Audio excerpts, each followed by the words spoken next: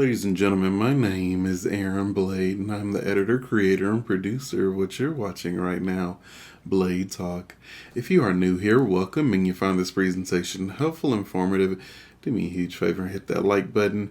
Do me an even greater favor and subscribe to my channel. Always appreciate all the support that I am given. So, did Paul create Christianity? And if he did, what were his motives for doing so? What was his motivation?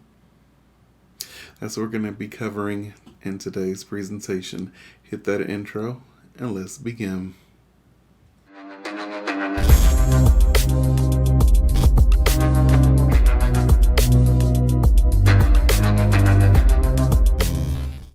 Okay, let's not waste any time with this very important topic. Who created Christianity? Jesus or Paul? So the short answer is Paul. Christianity as we know it today began with a Jew named Shaul who changed his name to Paul while he was walking on the road to Damascus. Okay? Now, why did Paul have so much success? Why would Paul do something like this? Let's examine his motives. So it's important to know that though the Jews have been persecuted throughout our generations, many have always been fascinated with Judaism. Right? During the time of Ezra, many people converted to Judaism. Right? In the first century, the number of converts were growing. So people have always kind of gravitated towards Judaism. Why? Because you have to remove yourself from this world and come back with me 2,000 plus years. Okay? There's only one monotheistic religion. Only one at that time. Right? So, this was before Christianity. This was way before Islam. There's only one true monotheistic religion. Okay? And that is Judaism. Everyone else is pagan or practice henotheism. Okay? They were henotheists. All right? And for those that don't know what henotheism is, it is the belief that there is a great God, and then there are also these lower tier gods, and it goes all the way down to a God-man type of entity. Okay, so you have the supreme God, then you have middle gods, then you have lower tier gods, and then you have demigods or god men, god women, etc. Okay. Now, Judaism is very attractive in the first century. Why? Because in the Greco-Roman world, it was fascinating that Jews had a direct relationship with God. It was on a more personal level, right? You see, at that time, if you were Greek, you weren't praying to Jupiter, right? He was just way too big, okay? You weren't praying to Zeus, okay? Not directly. Zeus was busy making planets, getting women pregnant, having a bunch of children, right? So Zeus essentially had no time for you and what you wanted, right? So what you did was you prayed to lower tier gods that would take your message to the top tier god in exchange for a sacrifice or something. Okay? Now, if you are interested in Judaism at that time, okay, what might get in the way? Right? You are sold on having a personal relationship with God, right? Judaism is very appealing. What might get in the way? It doesn't take a rocket scientist to find out that it is the mitzvot, the laws that we observe, right? We live a restrictive lifestyle to some, right? Not to mention there is this idea of circumcision, right? For the men. I mean, there's a reason why there are more women that convert to Judaism as opposed to men, right? So now, what happens if someone comes along, okay, and says, ladies and gentlemen, I know that the laws are hard to keep, okay? And for the men, I know you're not, rushing to, do a little snip snip, right? So I have a special offer for you. I'm going to give you an offer you can't refuse. Okay? A Judaism that works for you. Right? You get Judaism, but you don't have to worry about being cut on if you're a man. And you can still enjoy that bacon cheeseburger. All right? And so, what Paul essentially sold them on was what the people wanted, not what God wanted. He appealed to the audience that he was talking to, right?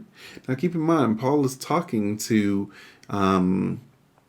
Gentiles, non-Jews, right?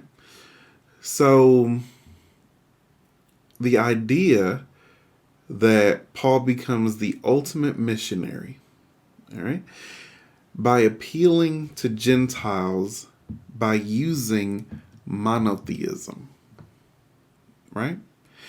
In his letters, he constantly talks about being a monotheist, right? Because again, that was appealing. If you're a pagan, you get tired of, appealing or talking to lower tier gods when you have another group of people that goes straight to the source.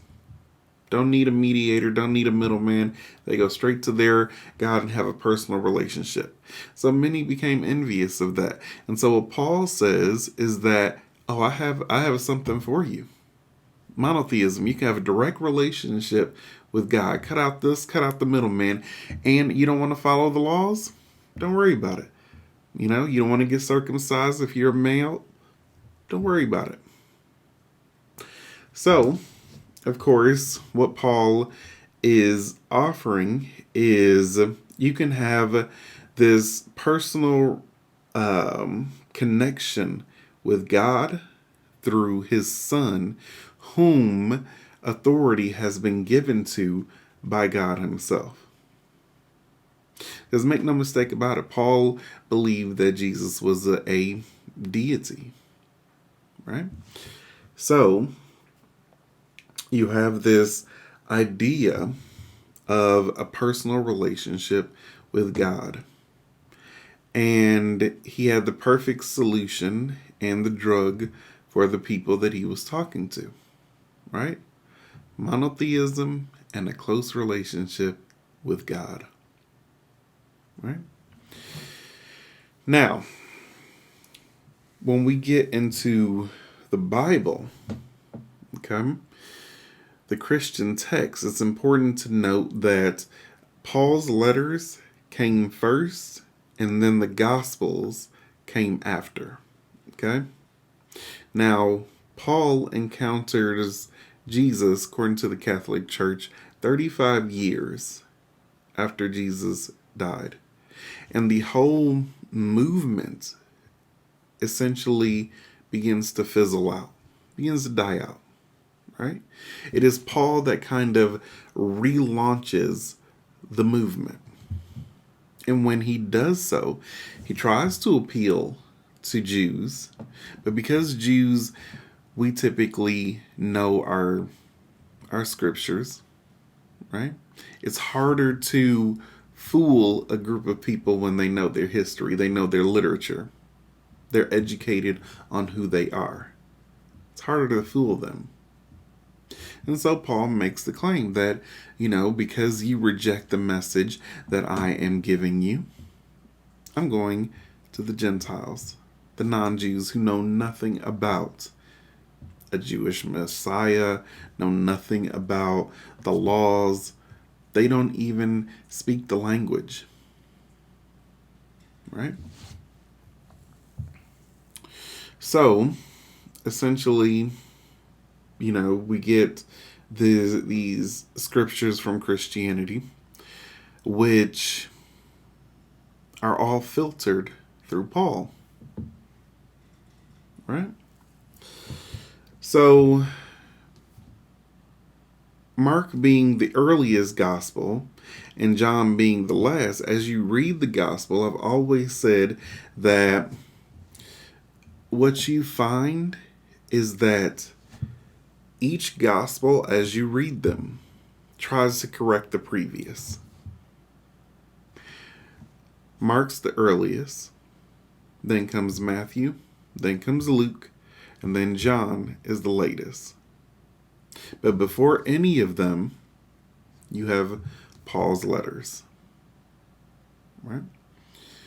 So you can tell that the gospel writers, whom are anonymous, we have no idea who they are. It isn't as if Mark, at the end, wrote, "Sincerely yours, Mark." It isn't as if Matthew said, "Best wishes, Matthew." No. In fact, the names associated with the Gospels themselves didn't come until later, right? So each Gospel tries to correct itself. I'll give you 2 examples, okay?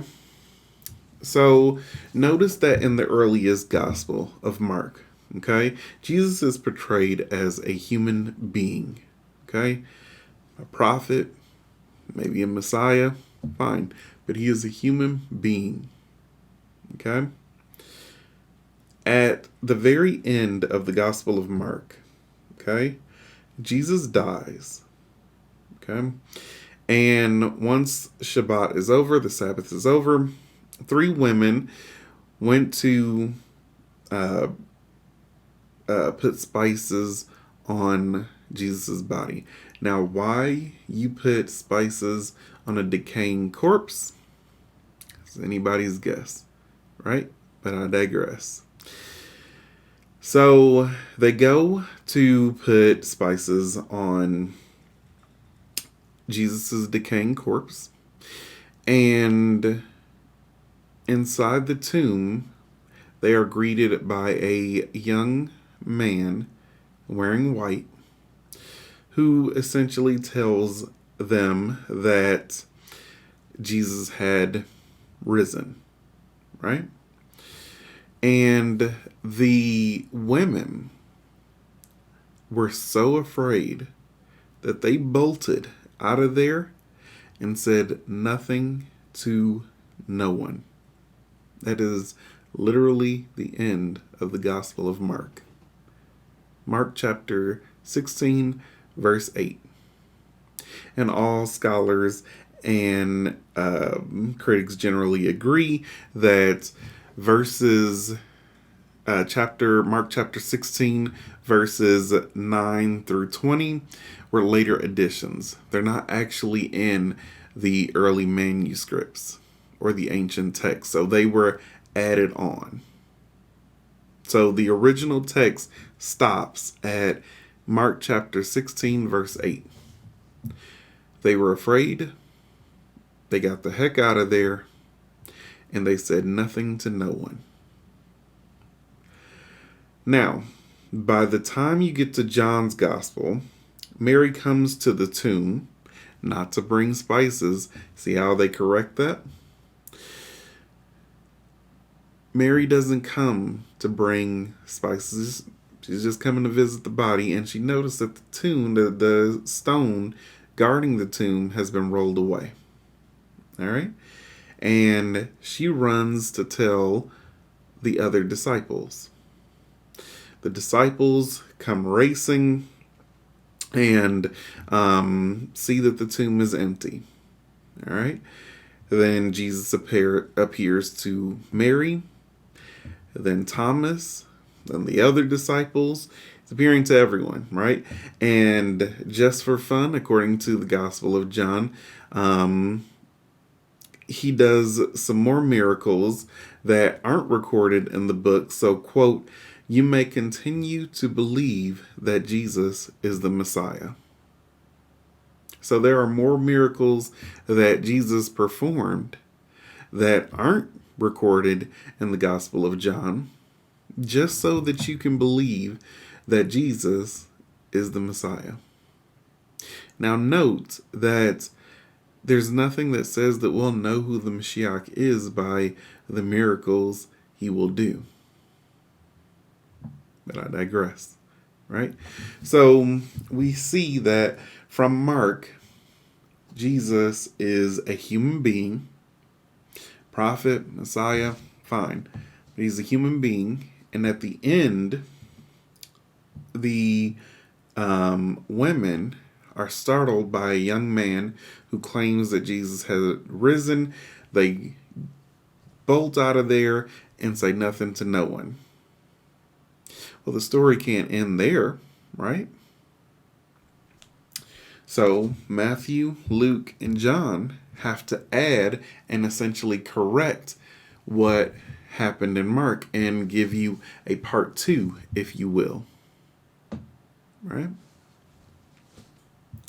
The second example of this is in Jesus's genealogy. Right? Now, who was Jesus's earthly father? Joseph, right? But the funny thing is that Paul never mentions Joseph at all, right?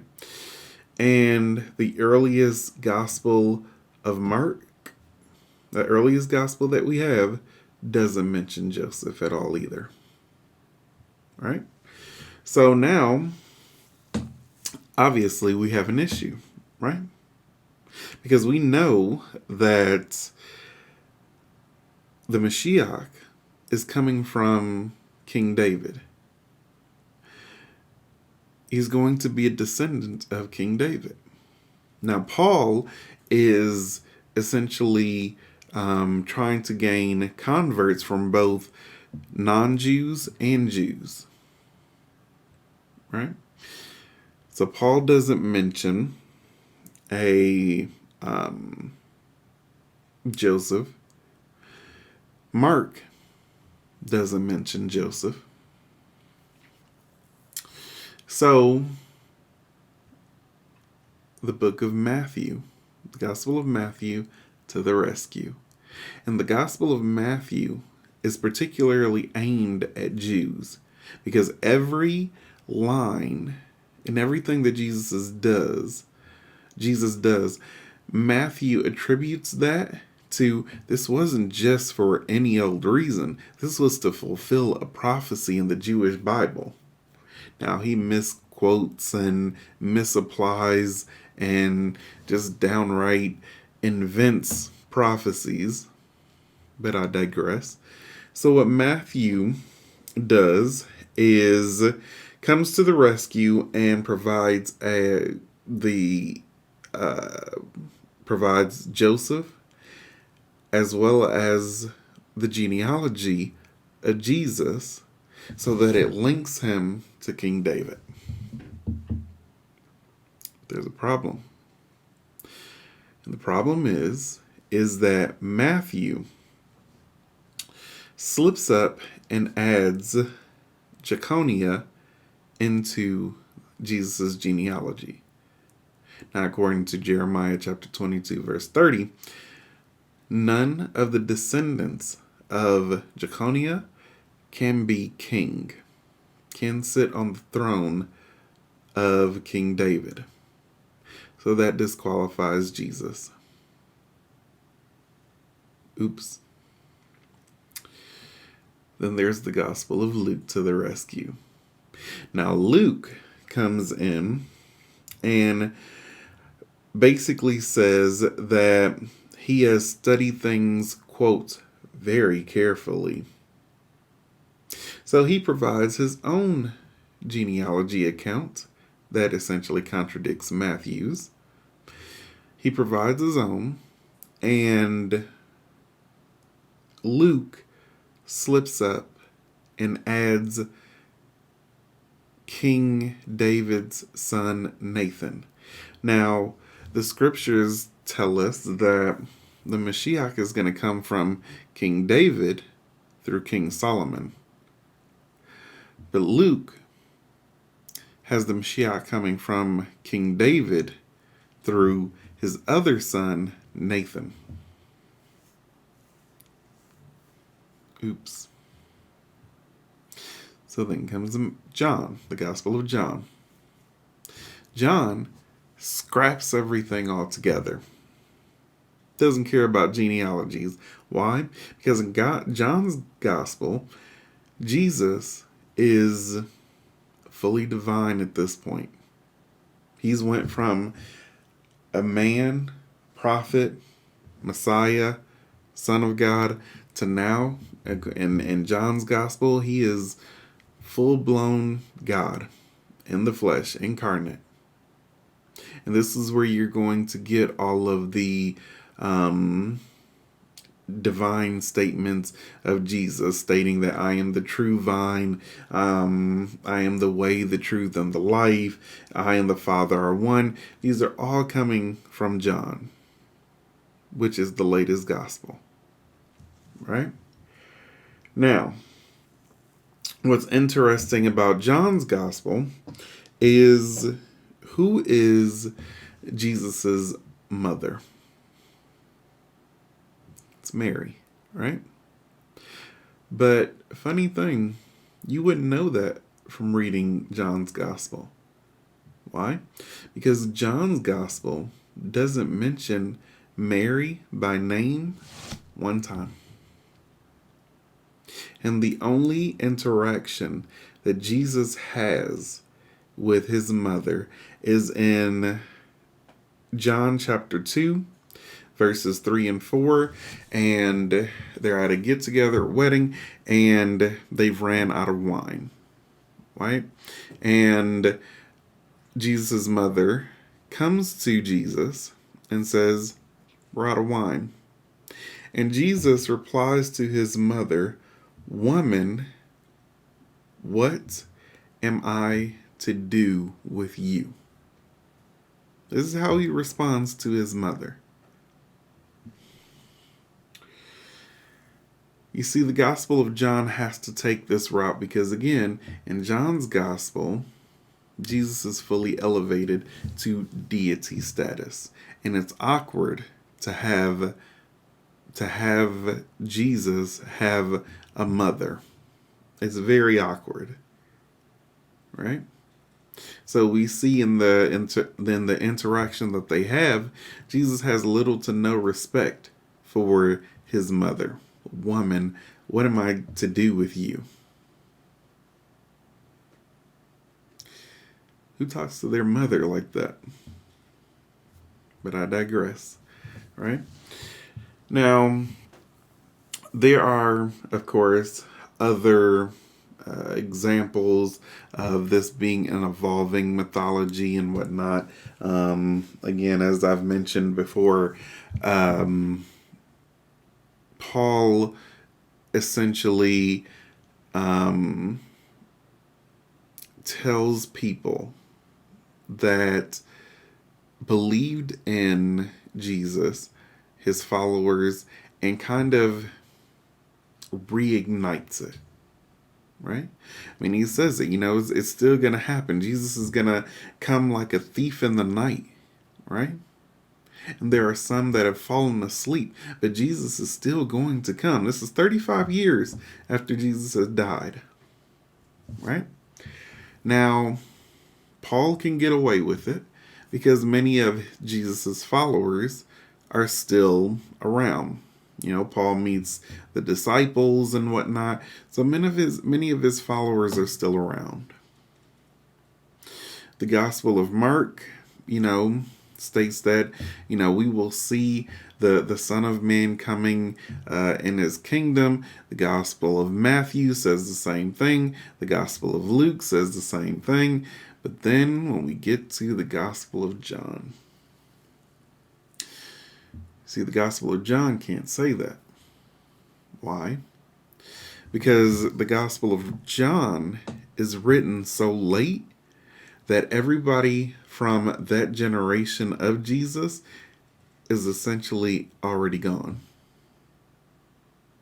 So there's no idea that Jesus is going to come and you're going to witness it, and Jesus is going to come like a thief in the night, etc. In John's gospel, he has to switch it to everything is spiritual now. You see, the third temple that's supposed to be built, that was metaphorical, it meant the body. The kingdom of heaven and the kingdom that Jesus is going to bring wasn't an earthly kingdom. It means when you die, then you'll get the kingdom of heaven. Everything turns spiritual.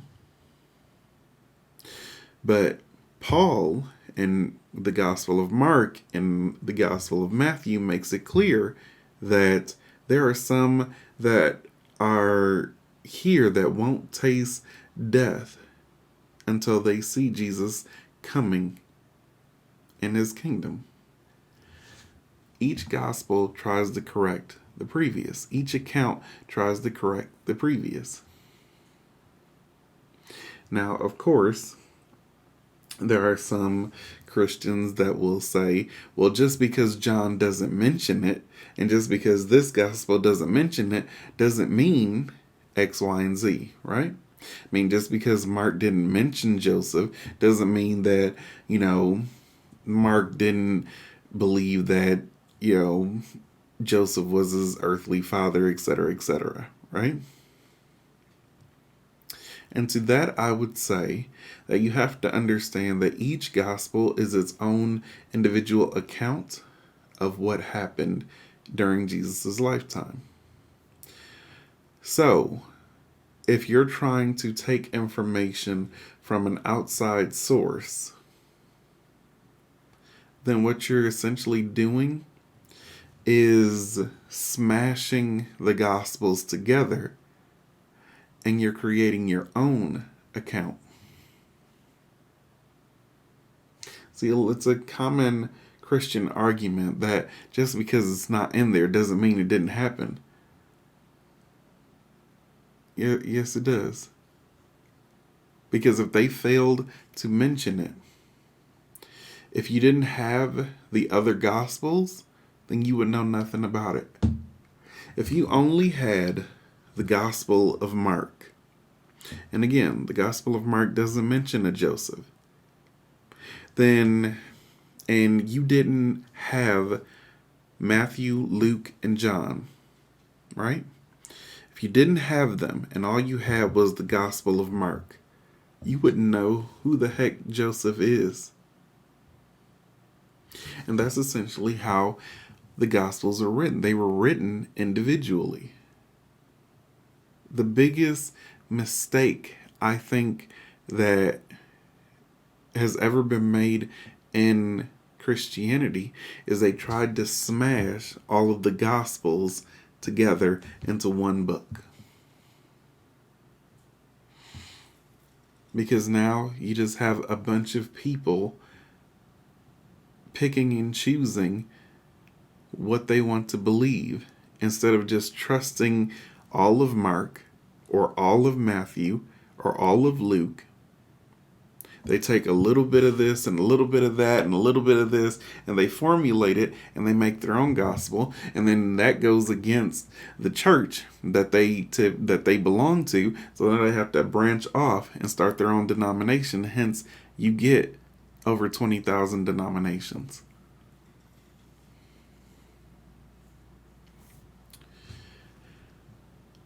So that being said, Paul absolutely created Christianity as we know it today. And the proof of that is in the book of Acts. You see, after Jesus had departed from this earth, the disciples, the one that ate with them, talked with them, slept with them, interacted with them. Once Jesus left and essentially passed away, the disciples still daily attended the temple. See, the temple was still standing at Jesus' time. And his followers, after Jesus had died, still went to the synagogue and worshiped and prayed the way that we do as Jews. They considered themselves practicing Jews who followed Jesus as their prophet. Right?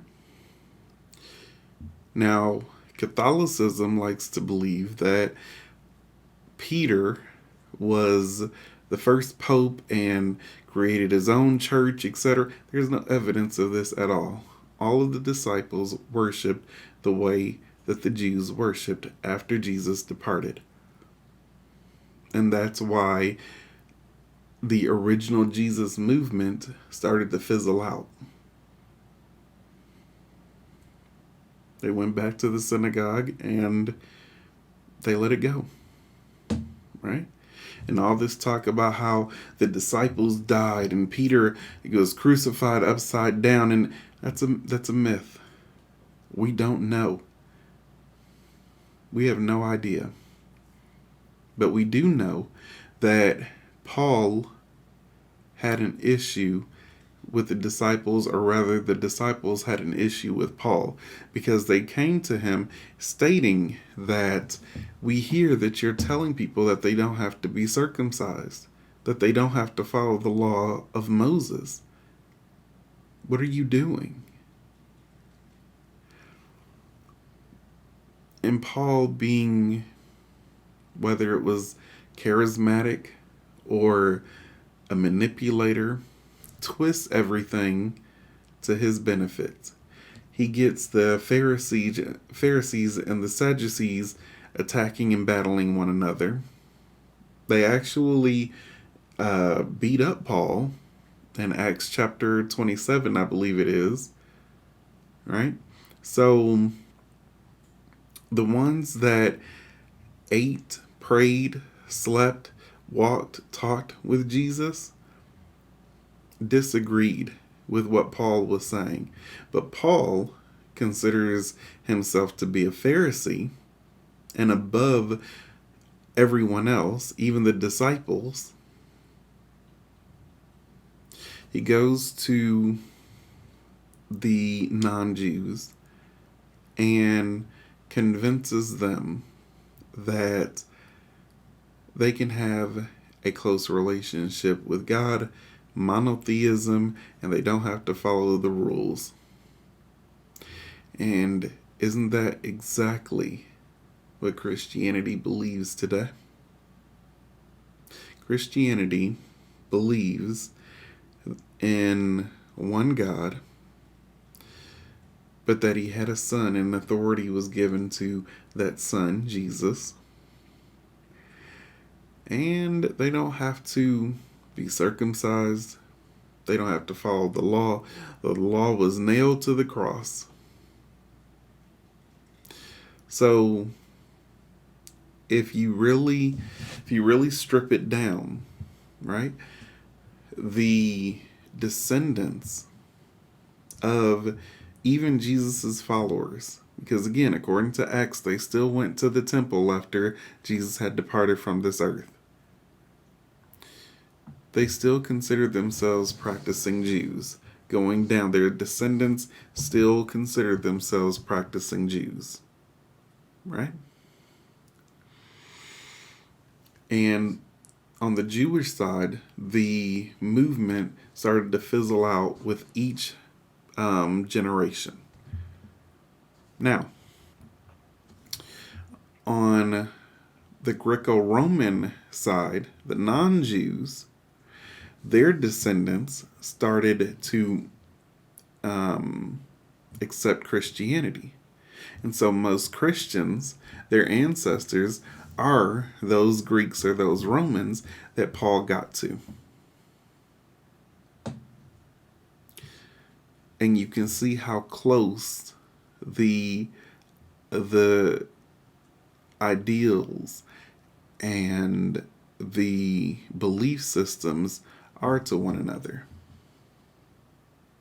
I mean, do you really think that Jesus is the first person or entity to be born of a virgin by a god? Absolutely not. Go see Zeus, Hercules. Zeus impregnated everybody. Right? So we can see it by the similarities. And the same arguments that Christians use are the same arguments that Paul used. We don't have to follow the law because of Jesus. That's essentially what Paul stated. And again, there is no evidence or anything that Paul had this experience. If he lied, hallucinated, imagined anything, then Christianity crashes and burns.